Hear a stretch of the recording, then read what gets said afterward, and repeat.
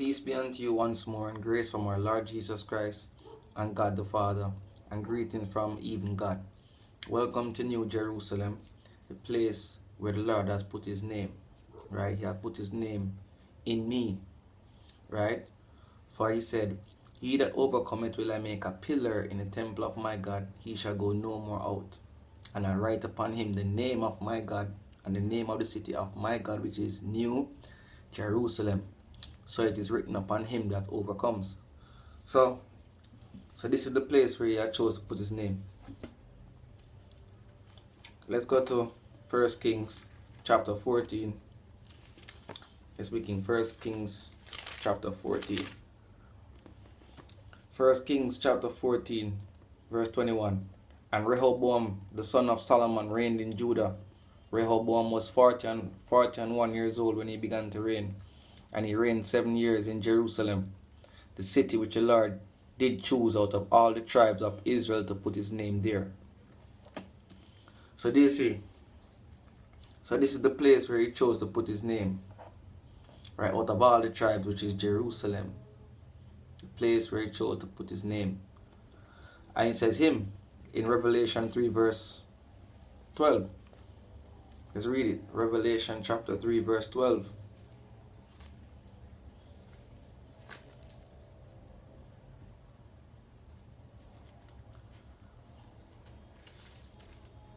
Revelation chapter 3 verse 12 says, "Him that overcometh, or he that overcomes, will I make a pillar in the temple of my God, and he shall go no more out.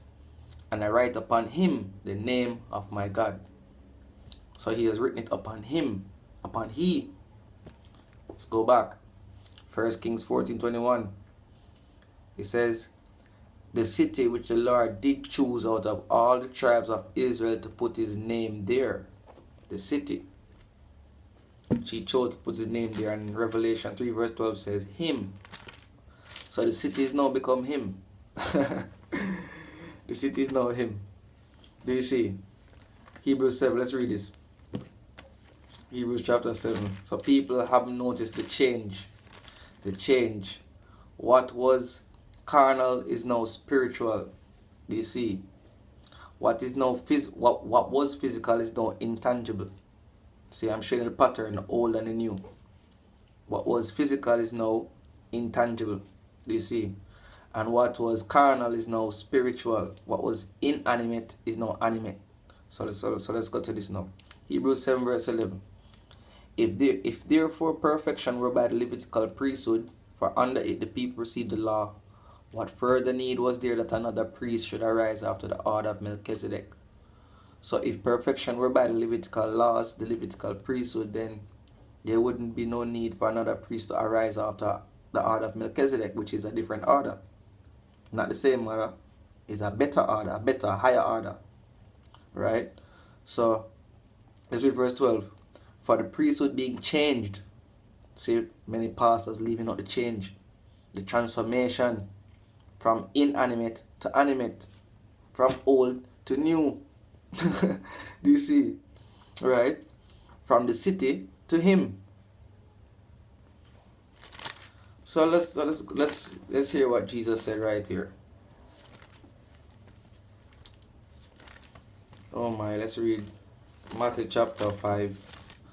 So people still saying that Jesus only fulfilled the sacrificial laws. The sacrificial laws are done away with. He fulfilled all the law and the prophets. Let's read this.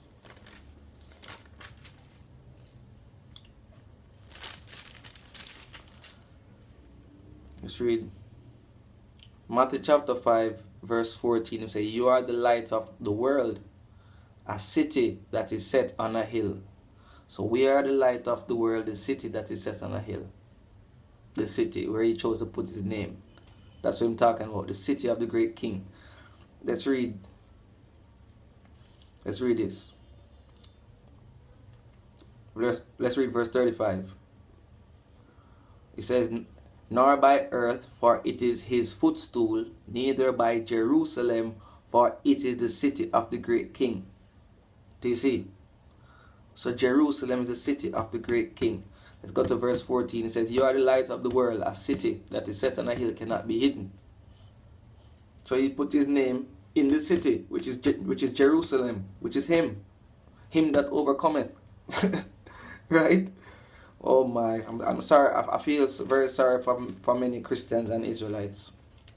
Many Christians, for Christians nowadays are behaving like Pharisees. Behaving like Pharisees and Sadducees. Christians nowadays. So we'll see the Pharisee spirit working and pretending to be Christians. Right? Pharisee spirit is wearing a guise. Right? As Christians. Portraying themselves to be Christians but are not. They're actually Pharisees from then. But they're using the name of Jesus Christ now to cover their evil works. So let's go this one. So let's read this again. And he reigned 17 years in Jerusalem, the city. So remember, Christ said the city of the great king is Jerusalem. It says, and he reigned 17 years in the city. The city, it says, reigned 17 years in Jerusalem, the city which the Lord did choose out of all the tribes of Israel to put his name there. So he has written his name upon me. Oh my. Let's read this.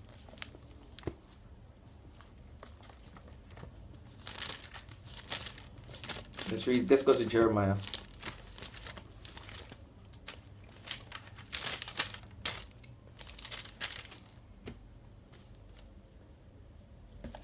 Jeremiah 32. Jeremiah 32, verse 32. Let's read verse 31. It says, for this city hath been to me a provocation of mine anger and of my fury from the day that they built it even unto this day, that I should remove it from before my face. So the city I'm speaking about is Jerusalem. Jerusalem was given to idolatry in Jeremiah's day. Therefore the Lord sent the king of Babylon to take them captive. Right? To take Jerusalem captive. Jerusalem and Israel. So it says, for this city hath been to me a provocation of mine anger and of my fury from the day that they built it even unto this day, that I should remove it from before my face, because of all the evil of the children of Israel and of the children of Judah, which they have done to provoke me to anger, they, their kings, their princes and their priests and their prophets, and the men of Judah, and the inhabitants of Jerusalem. And they have turned unto me the back and not the face, though I taught them, rising up early and teaching them, yet they have not hearkened to receive instruction, but they set their abominations in the house, which is called by my name, to defile it. So he has put his name in the house, right? Right? And they have set their abominations in the house, which he said he would put his name there. Doesn't it sound like Pharisees today pretending to be followers of Christ? Right? It says, let's go again. It says, but they set their abominations in the house which is called by my name to defile it. So the house which is called by his name is Jerusalem.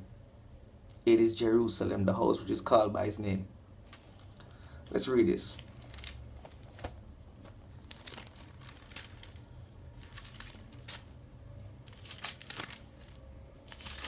Let's read Hebrews.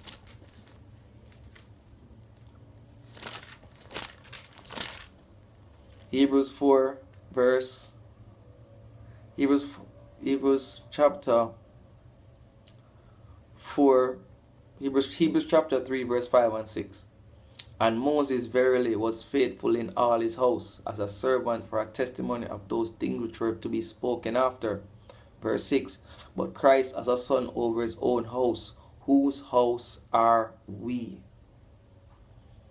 So we are the house of Christ. That's what he's saying. Right? Christ possesses this house. He says, but Christ as a son over his own house, whose house are we? So Christ dwelleth in us. We are his house. Christ is a son over his own house, which is us. Right? So let's go back again. It says, and they set their abominations in the house, which is called by my name, to defile it. Brethren, knowing that you are the temple of God, and that the Spirit of God dwelleth in you. Is it so hard to understand? You Pharisees pretending to be Christians? My God, is it so hard to understand? Let's go again. You Pharisees pretending to be disciples also of Christ. Because not everyone that says a Christian is a Christian. You have to be a disciple. So this is 1 Corinthians 3 verse 17 says, verse 16 says, knowing that you are the temple of God. So you are the temple of God. You are that house that He's saying God put His name in, which is Jerusalem. Didn't Christ say, oh Jerusalem, Jerusalem, which killest the prophet? Didn't He say that? Didn't He say, oh Jerusalem, Jerusalem, which killest the prophets? Right? Let me set this up properly again, so I can continue to burn the fire. Cause you people, man. Alright, yeah. Let's continue now. So it says, verse 9, for we are laborers together with God. You are God's husbandry, you are God's building. Is it so hard to understand? Oh my. Let's read. Let's go to right here again. Let's read this.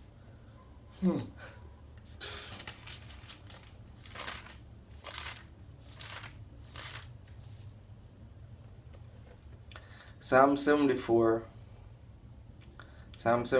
verse 7.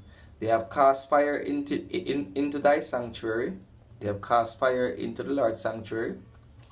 He said, they have cast fire into thy sanctuary. They have defiled by casting down the dwelling place of your name to the ground. They have cast down the name of His dwelling place to the ground. That means you have men speaking evil of the way of truth. Oh my. Men speaking evil of Christ, which is the way of truth. Oh my. Pastor speaking evil of this way. Even as Paul was doing it, so Paul was doing evil against this way. My God. Before it was Paul, it was Saul, and he was doing evil against this way. My God. Let's read this.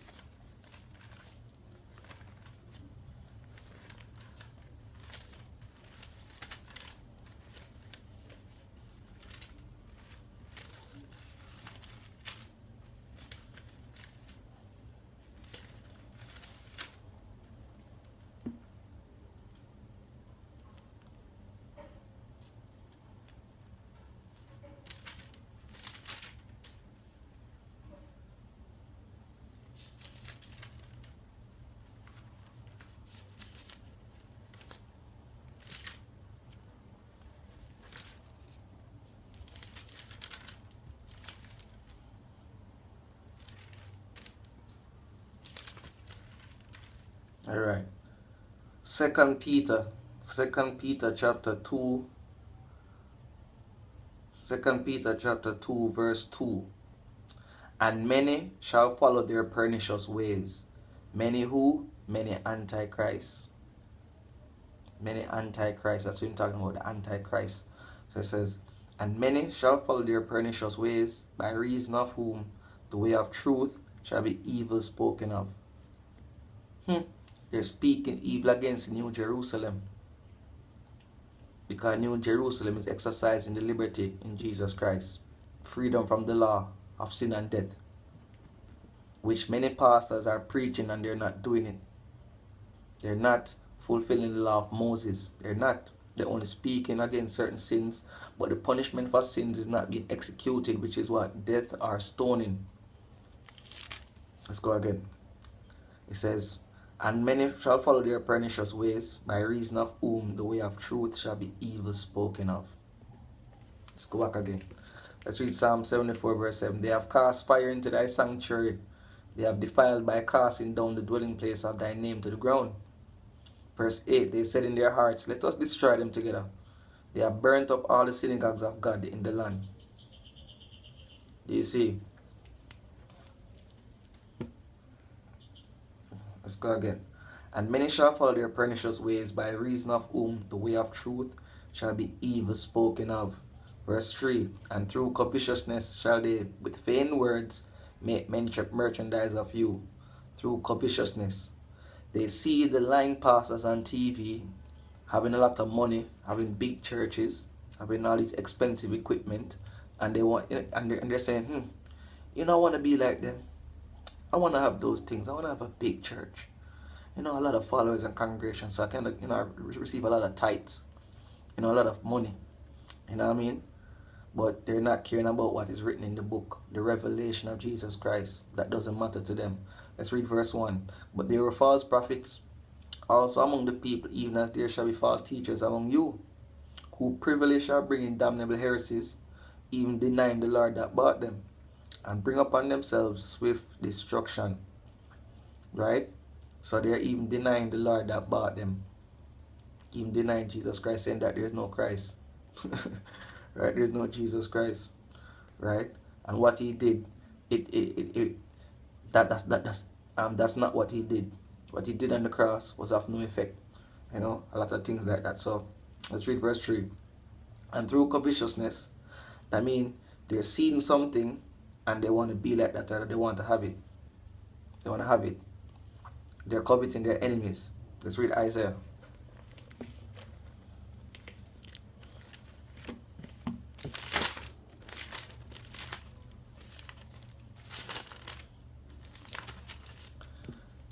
Isaiah 26 verse 11.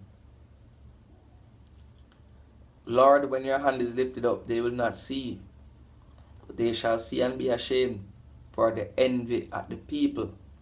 For yea, the fire of thine enemies shall devour them. So they're envying their enemies, and their enemies are going to devour them. Right? Because they envy their enemies. Right? They're under the rod of their enemies. The rod. Their enemies are beating them. Therefore, they fear their enemies. But they're not under God's rod. And because they're not under God's rod, there's no fear of God or no love of God. So it says, yea, the fire of thine enemies shall devour them, because they are covetous. Verse 2 Peter chapter 2 verse 3 says, and through covetousness shall they with feigned words, pretentious words, right, words of disguise, pretentious words, it says, feigned words, make merchandise of you, mocking us. You see, making a mockery of us. It says, make merchandise of you, whose judgment now of a long time lingereth not. So their judgment of a long time is not lingering. It's not lingering. It's being poured out right now, and it shall be poured out from heaven. It shall be poured out from the sky. It's poured out from this book, and it's going to be poured out from the sky. When the sky is open, and they see the ark of his covenant in his temple, the glorious ark, and the many angels, right, on white horses. Let's go again. It says, whose judgment now of a long time lingers not, and their damnation slumbers not. Their damnation slumbered not. Verse 4-5, God spared not the angels that sinned, but cast them down to hell, and delivered them into chains of darkness to be reserved unto judgment, and spared not the whole world, but saved Noah, 8th person, a preacher of righteousness, bringing in the flood upon the world of the ungodly. So Noah was preaching, and through the preaching, the flood was brought upon them, because righteousness was being shown. And when you're shown righteousness, and you repent not, then your sin is exposed, and now God has the right to judge you. God has the right to execute punishment, because you have now seen the truth, which would have helped you to turn you from your evil way, but you saw it and hated it and ignored it. So now judgment. So now it's time for your punishment. But if you were not shown righteousness, then there's no way for God to convict you. So let's read this though. Let's read this. Let's read St. John 7. Let's read this. Let's put it St. John. Or St. John's.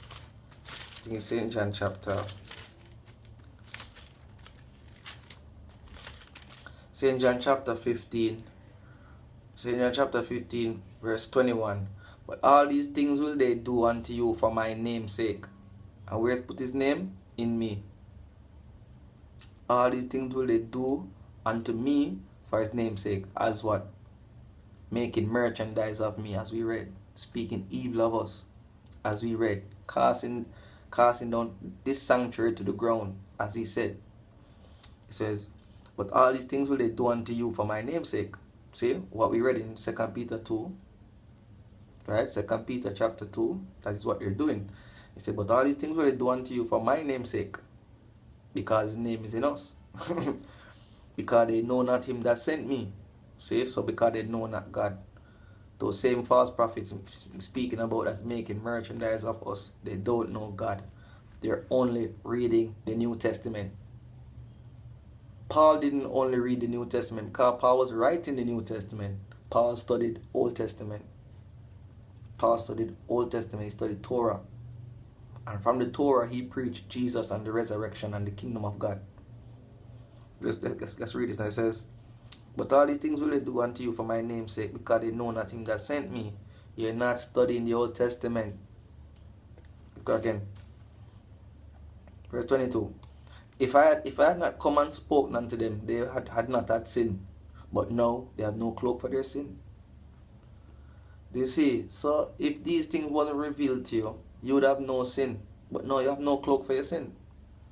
No cloak, see? So that's what happened when Noah was preaching to them in his day. He brought upon them the flood. Let's read this now. Let's go again. So all these things are happening up unto you because the truth is being preached to you and you're rejecting it. So God is punishing you. Let's read this now. It says, verse 5. 2 Peter chapter 2 verse 5. And spared not the whole world, but saved Noah, the eighth person, a preacher. So the preacher going to be saved. The preachers of Jesus Christ are saved and they're going to be saved. They are saved and they're going to be saved from the wrath to come, which is the wrath of God, which shall be revealed from heaven, which shall come from the sky. He says, and spared not the whole world, but saved Noah, the eighth person, a preacher of righteousness. So you need to preach righteousness. Jesus Christ is our righteousness. He's called the Lord, our righteousness. So you have to preach Jesus Christ. Let's go again. He says, and spared not the whole world, but saved Noah, the eighth person, a preacher of righteousness, bringing in the flood upon the world of the ungodly. So you better preach Jesus Christ to bring in the flood upon them, to bring in the judgment upon them. So this is the place which he chose to put his name. So some preachers going to tell you about that landmass over there in the Middle East. Somewhere over there with that is Jerusalem. No, that's a distraction. Jerusalem is you.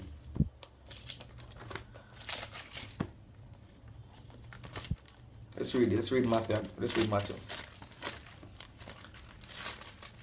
Matthew 23 verse 37. O Jerusalem, Jerusalem, you that kill the prophets and stone them which are sent unto you, how often would I have gathered your children together, even as a hen gather her chickens under her wings, and you would not. So he's speaking to you, Jerusalem, the people. The people. And he said the place which he chose to put his name.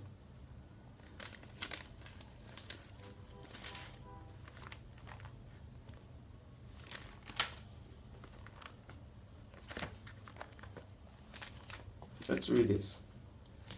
Let's read Deuteronomy.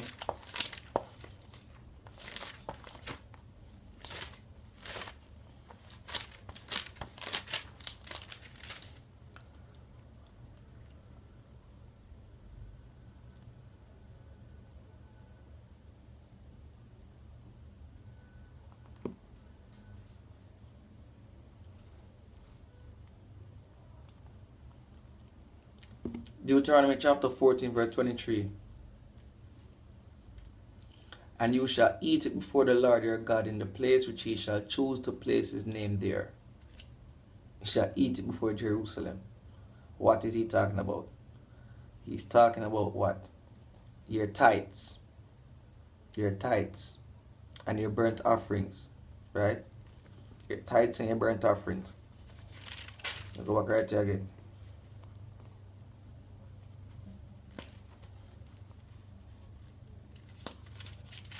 Where is it? Second Chronicles chapter 7. Let's go to Second Chronicles chapter 7.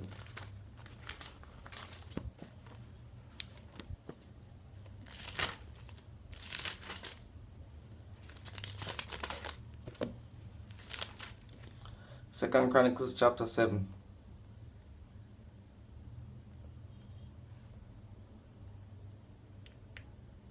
Second Chronicles chapter 7, verse 19.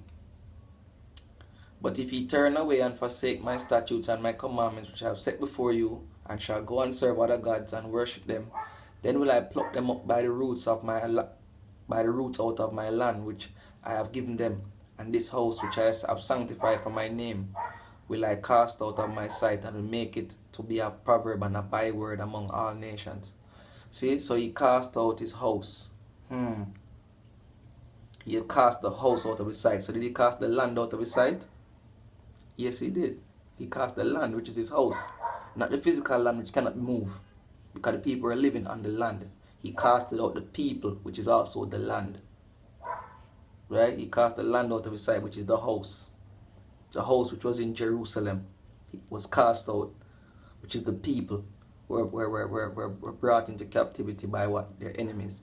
Let's go again. It says, then will I pluck them up by the roots out of my land, which I have given them, and this house which I have sanctified for my name will I cast out of my sight. I will make it to be a proverb and a byword among all nations. And this house, and which is high, shall be an astonishment to everyone that passeth by it, so that he shall say, why hath the Lord done thus unto this land and unto this house? Verse 22, and it shall be answered, because they forsook the Lord God of their fathers, which brought them forth out of the land of Egypt, and laid hold on other gods, and worshipped them, and served them. Therefore hath he brought all this evil upon them. Do you see? So Christ said, if he had not come and spoken unto you, you would have no sin. But now you have no cloak for your sin. You see? See, there's no cloak for your idolatry, going and serving other gods. Therefore, he's bringing evil upon you. That's why all the turmoil and chaos is among the nations, right?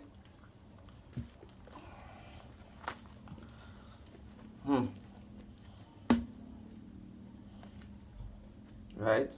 I even saw on the news the other night. Well, it was last night. A lot of places in Jamaica flooded out. Right? I'm in Jamaica, and a lot of places where people live, it's flooded. Serious damage. Houses have collapsed because the land underneath the house have slidden. Right? The land have slidden from under houses. And you know what came to my mind? The verse where Christ said, the wise man built his house upon the rock, and the wise man built his house upon the sand. Right? And when the rain came and beat upon the house which was on the sand, the house fell. Right? Because it was built upon the sand, not upon the rock. Oh my, so let's read this. Let's read it. Oh my. So let's go back to St. John 15.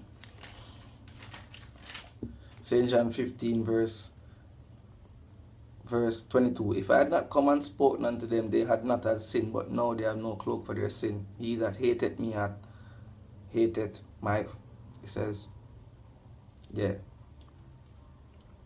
Right, it says, yes. He that hated me hated my Father also. See, that's why I keep going back to the Old Testament. I'm reading to you. It says, verse 24. If I had not done among them the works which none other man did, they had not had sin. But now have they both seen and hated both me and my Father. So yes, so some of you have seen and hated his Father, because I have revealed to you God's face. In previous videos before, I have revealed to you his face. I have seen his face and hated him and rejected him. After I revealed his face, I did the work which none other man did. None other man did. No Israelite groups have went deep into the revelation of his eyes. Has went deep to reveal his eyes to you. Have they done it? No, they say it's a black man. That's all they've stuck at. Revelation 1 verse 14 to verse 16, them says a black man. That's all they stuck at. But they don't go through the precepts. Precept must be upon precept, line upon line, here a little and there a little. Right? So when I open this Bible to teach, you have to wait and humble to listen to precepts. Just read Isaiah 28. Just like when you buy a movie to watch, you sit and you wait through the whole movie. You watch a movie to see what will happen next. This is the same thing. This is a movie. Let's read this. Isaiah 28 verse 10. For precept must be upon precept, line upon line, here a little and there a little. Verse 13. But the word of the Lord is under them precept upon precept, precept upon precept, line upon line, here a little and there a little, that they might go and fall backward and broken, snared, and taken. Right? You need to be taken as I am taken. Right? For they which speak evil of the things which they understand not, need to be taken and destroyed. So I am taken and destroyed. Need to be taken. So let's read this now. Let's go to this now. Let's go to Acts. And this is the final verse. I'm not going to keep it too long. You need to watch my old videos. You need to watch the old videos. For my old videos are relevant for now, because the Bible is still relevant for now. No matter how old or how new the lesson is, it's still relevant for now. Right? The only time now is the present time. The present time. Let's go right here. Acts 1 verse 4. And being assembled together with them, commanded them. So Jesus was assembled with them. And being assembled together with them, commanded them that they should not depart from Jerusalem. So you shouldn't depart from this place. You shouldn't depart from this place. This is the place which he put his name. Don't depart from this place. Let's read this.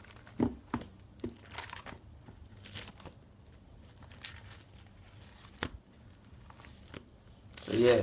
So Pastor Murray and the rest of them not going to tell us that they are Jerusalem. They're going to point it to another place. They're going to point to somewhere else. Over there in Jerusalem. Over there in Jerusalem. See? Because they don't understand. They don't know the Father that sent Jesus Christ. So Murray and Jennings, they're going to say that place over there in Jerusalem. They're not showing you the truth. They don't want to come into the truth. They don't want to tap into the power of God. Because they know that they're going to lose you. They're going to lose your attention. Lose your attention. Let's read this. Ecclesiastes chapter 8 verse 3. Be not hasty to go out of his sight. Stand not in an evil thing, for he doeth whatsoever pleaseth him. The Lord does whatsoever please him. So he said what?